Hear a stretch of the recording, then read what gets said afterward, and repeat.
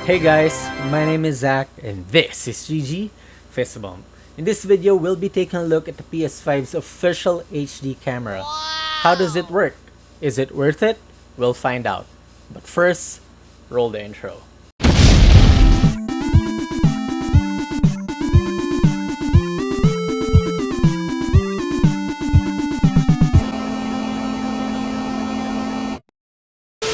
For those who are new to my channel, it would really help if you would click on subscribe, then hit on that notification bell to stay up to date with my latest videos. Okay, let's start. So let's take a look first at the box. This is the Asian version of the box, which has Japanese in the description. It mentions the features of the accessory, which includes 1080p HD capture, a background removal tool if you have a green screen, and a built-in stand. Now it's priced at $60 in the US, but in the Philippines it costs 3,290 pesos from official retailers like DataBlitz. Now let's cut the tape and open up the box.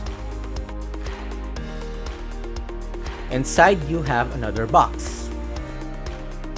And inside of that, you have a long manual which I'm sure a lot won't read. Then finally, you have the HD camera, which you'll be able to connect to the PS5 via one of its USB ports. So that's about all you get from the box. One thing that came into mind when I saw that it'll connect via USB is that would it work on PC?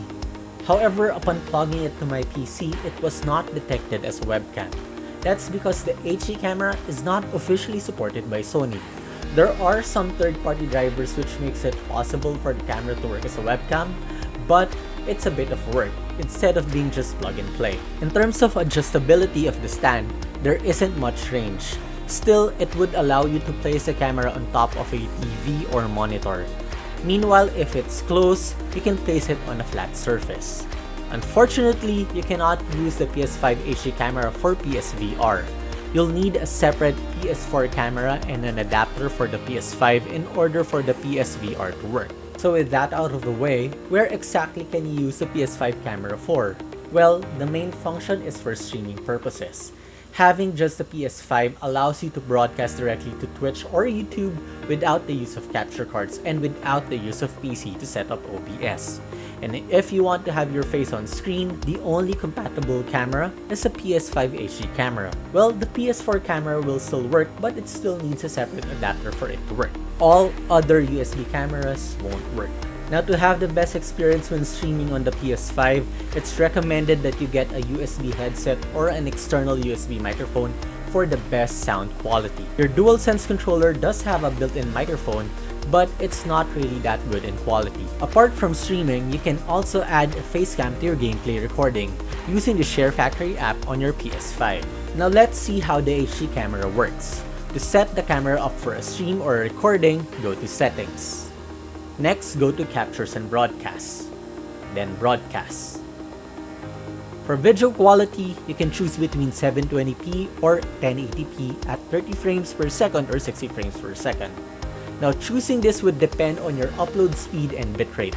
According to Twitch, if you want to get a 1080p at 60 frames per second, you should have an upload speed of about 5.6 to 7.4 Mbps. For an upload speed of 4.4 to 6.2 Mbps, you can try 1080p 30 FPS or 720p 60 FPS. Of course, lower than that, you should go with 720p 30 FPS. Next, go to Camera. Here, you can see your face if the display camera is on. You can choose the size if it's small, medium, or large. As for the clipping mask, you can choose if you want a circle cutout, a square, a hex, or if you have a green screen, you can choose chroma key. After which, you can adjust the level to match the brightness of the room. There are also some effects which I don't really use, but let me show each one of them. There's Comic, Pixelate, Scan Lines, Stop it. Get some help. Toy Camera, and Monochrome.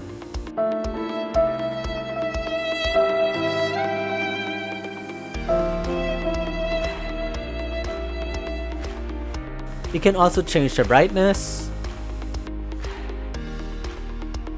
the contrast, and the transparency. Now just a tip, it's still better to have some lighting to improve the quality of the camera. Now for some additional streaming options and overlays, you can choose to have the display chat on, as well as the display activity, which basically tells you how many people are watching. Once the setup is done, to start the camera, you must start a stream. Unfortunately, you can't start the stream from the PS5 menu. You need to open a game, press the create button, then on the menu that pops out, choose broadcast. From here, you can change the service between YouTube or Twitch, which are the only available platforms.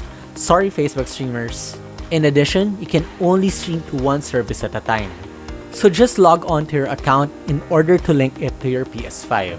Under broadcast options, you can again choose to turn the display cam on or off, the display chat, the display activity, and the position for these overlays. Go back, then enter the details you'd like to appear during your live, such as the title, the description, and the tags. For privacy, you'd like that on public so that your viewers can know that you're live. But since this is a test stream, I'll place it under my private videos. Afterwards, go live. From there, your broadcast begins. Then you can choose which position to place the camera in. No more bells or whistles, just straight to the live stream.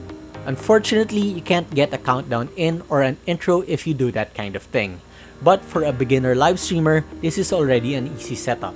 No need for a laptop or a capture card, just your PS5, the HD camera, and a monitor or TV, then you're good to go. You can also reposition the camera in-game by going back to the create button until you reach the camera options. Moving the camera to the right position is a must because you wouldn't want to block important details of the game. And that's about it. That's how the HD camera functions as well as how streaming works in the PS5. So, should you buy the HD camera? Well, for me, with its limited functions, especially when it comes to streaming, maybe not. You can do so much more on OBS. Although it can be a hassle to set up a laptop, your software, perhaps a Stream Deck. However, having this kind of setup can be a bit too much for someone who's beginning to stream though. This could be a starting camera and setup to beginners in streaming, those who really want to try their hand on it first. You'd already have a chat and a display activity overlay, and getting the sounds right is already easy. I'd recommend it for those kind of users. So what do you guys think of the PS5 HD camera? What about how the built-in streaming works? Just leave it in the comments down below. And with that, I think we're done.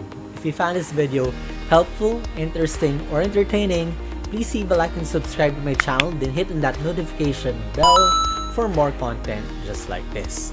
Thank you again for watching. Again, I'm Zach, and this is GG Fist Bump.